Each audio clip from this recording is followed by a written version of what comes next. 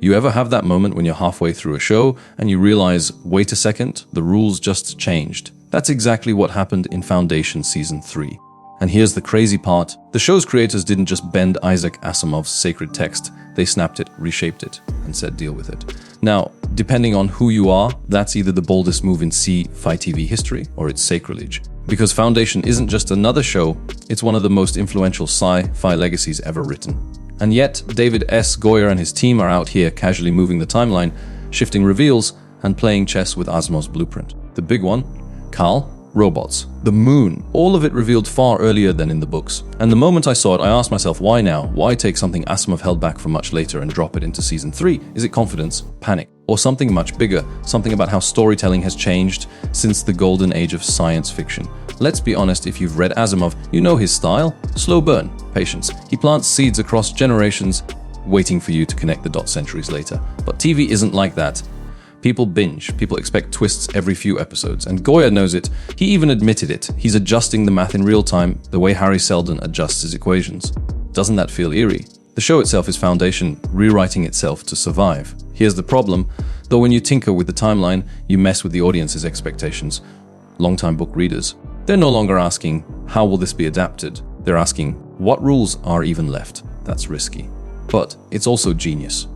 Because suddenly, even the people who thought they knew everything are back on the hook.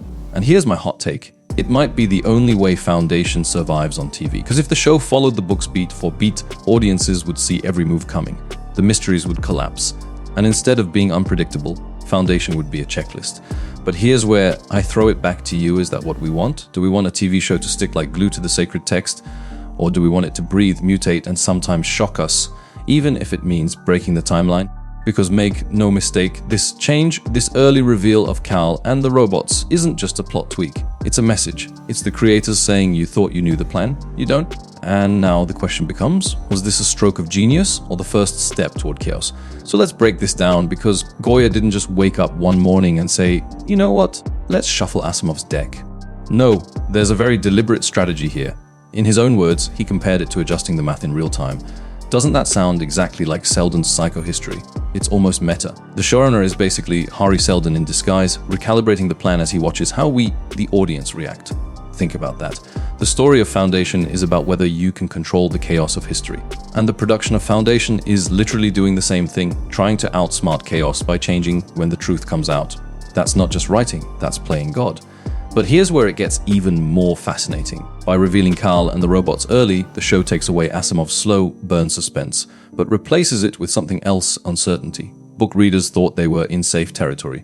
They thought they knew the roadmap. And suddenly, the road swerves. It's not just about what happens anymore. It's about when. That's a forbidden knowledge shift.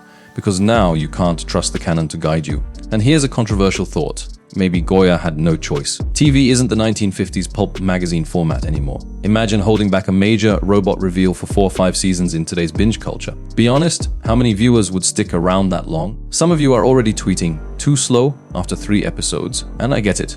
I'm guilty of that too. But it raises the ultimate question: how do you balance faithfulness with survival? Do you preserve Asimov's grand timeline, even if it means losing half your audience before you get to the payoff? Or do you adapt, mutate, and risk the wrath of purists to keep the larger machine alive? Now let me toss in a wild hypothetical for you. What if Asimov were alive today? Would he actually want a word-for-word adaptation of his work? Or would he be thrilled to see new storytellers using his ideas as raw material, reshaping them, remixing them, to keep the conversation alive? Because if you dig into Asimov's own philosophy, he wasn't about rigidity. He was about systems evolving, ideas evolving. The whole point of psychohistory was that you could predict behavior in large scales, but only if you adapted the formula to new data. Isn't that exactly what's happening here? Still, I can hear some of you shouting at the screen right now, "James, stop giving Goyer excuses! He butchered the timeline! This isn't Foundation anymore, it's fan fiction with a budget!" And you know what? That's valid. It's a real fear. Because once you move one piece of the puzzle, what's to stop you from rewriting everything? Maybe Season 4 won't even resemble the books at all. Maybe Seldon's plan collapses in ways Asimov never imagined. Or maybe that's the point. Maybe Foundation was never supposed to be predictable. Maybe it was always meant to evolve in ways that even its creator didn't foresee. So now we're left with this haunting thought: if psychohistory is a plan to control chaos, then Foundation the TV show is proving that the only way to keep a plan alive is to break it. And here's where everything comes full circle.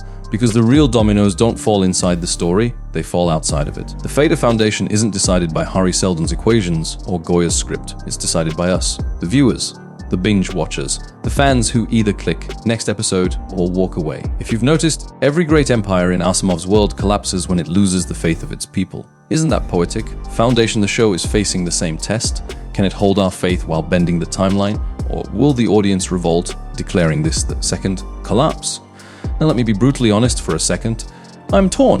Part of me loves seeing Goyer take risks. I don't want another cookie-cutter adaptation that plays it safe. But part of me fears this: if you burn through too much material too fast, where do you go? Do you peak too early?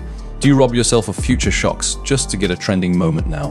That's the forbidden knowledge. No one talks about adapting. Asimov is a one-shot deal. You can't reboot Foundation every 5 years. You either stick the landing or you vanish into streaming limbo. So let's play a game.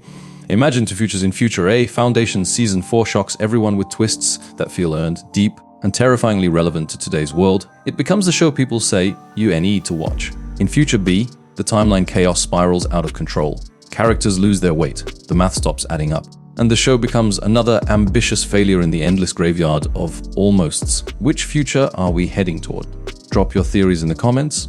I read them all, and some of you come up with predictions so good I wish Goyer would hire you. Seriously. And hey, remember when in my last breakdown I joked that the Kleans had more screen time than I had hot dinners? Yeah, I stand by that. But this time, I'll say the timeline has had more plastic surgery than Brother Dawn. Too soon? Maybe. But you get the point. Here's my final take.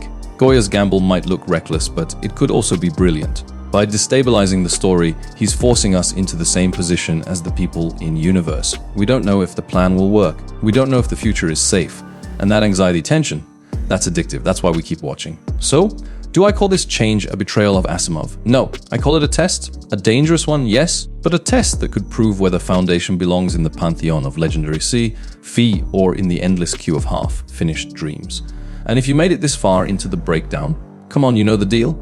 This is the part where I remind you, once and only once, to hit subscribe to Bireki Obu and with me, James Ropser. Because trust me, you're going to want to be here when Season 4 drops and the next forbidden piece of the puzzle falls into place. Final question for you. Be honest, is this timeline shift genius, or is it heresy? Sound off below and don't hold back. If Hari Seldon could predict the comments section, even he'd probably rage quit.